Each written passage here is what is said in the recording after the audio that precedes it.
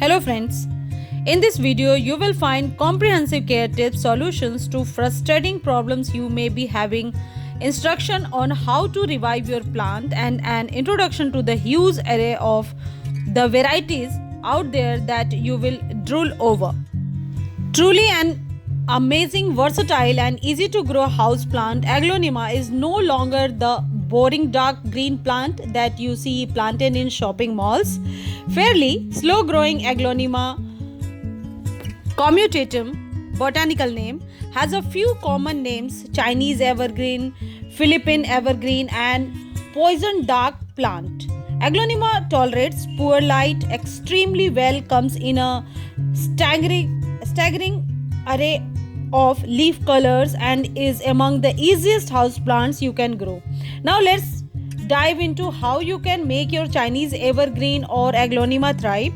Chinese evergreen care first care tips is about light. This is an amazingly versatile plant when it comes to light conditions. Aglaonema species are native to humid and shady tropical forest in Asia, so this gives you clues on care.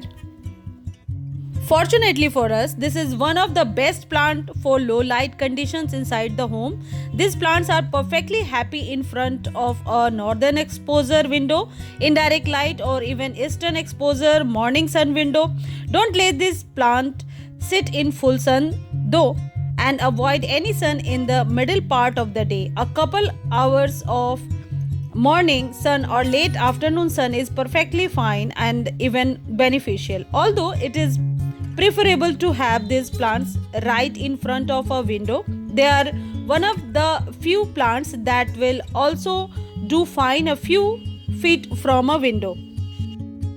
Aglaonema will even do pretty well in office settings that have no windows present, as well as there is fluorescent lighting on during the day. I used to have this plant in a windowless office and it did just fine. And of course, if you have grow lights that will thrive under these.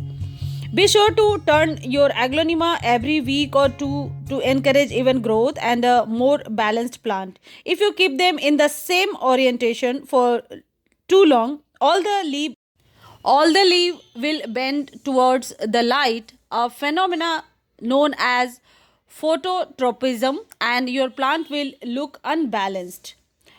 One word of advice though: if you have a highly variegated or particularly colorful variegated Aglaonema, such as a pink one in the photo you can see in the video, these varieties will need a little more light than darker green ones in order to maintain their beautiful color. If you keep these in conditions that are too dark, their colors will wash out and become blah. Second tip is about temperature. Chinese evergreens are definitely freeze babies, so always avoid any cold room or cold drafts. They will sit and sulk, and worse yet, if you keep your plant cold and wet, you have set up prime conditions for root rot.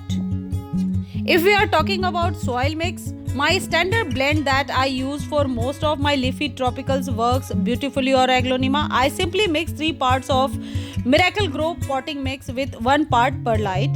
This provides a nice all-purpose well-draining soil mix for most tropical houseplants and works exceedingly well. And next important section is watering. This section is critical, so please watch carefully this video. Actually, all the advice on this video is important because having a beautiful specimen is all about consistency in care and having various aspects of care correct. Always water your Aglaonema thoroughly. Make sure that you moisten all the soil. So circle that watering can all around the pot and keep watering until water comes out through the drainage hole. Drainage holes are a must. Don't let anyone tell you otherwise. You should allow the top 1 to 2 inches of your plant's soil to dry out before thinking about watering again.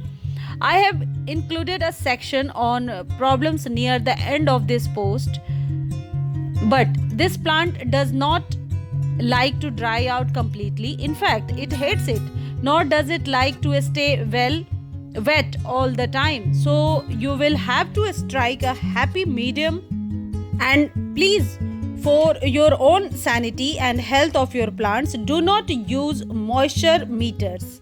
They are junky and drive the wrong behavior. I feel so strongly about this that I wrote a post explaining the three big dangers of using soil moisture meters. And the next section is fertilizing. For all my tropical foliage plants, I use an amazing fertilizer called Diana Grow. It is a premium, complete water soluble houseplant fertilizer that contains all the micro and macronutrients that a plant needs to grow and thrive with consistent use. Alongside good growing conditions, you will see a big difference in your plants.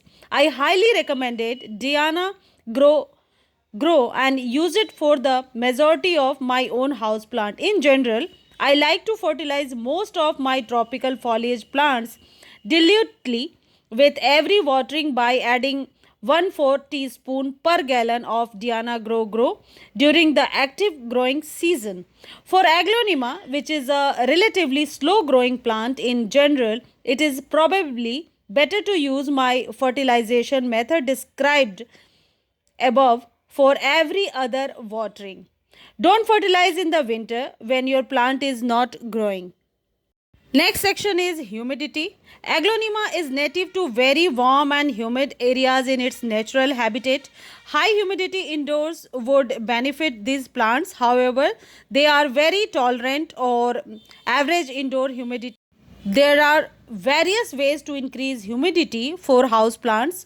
Contrary to popular belief, misting does not increase humidity. Next important section is about propagation. There are a few ways to propagate your plant. The quickest way, if your plant has multiple stems growing out of the pot, is to simply take the plant out of the pot and carefully separate the root ball so that you have multiple plants to pot up. If your plant has become leggy, you can make a stem cutting and root it either in soil or water.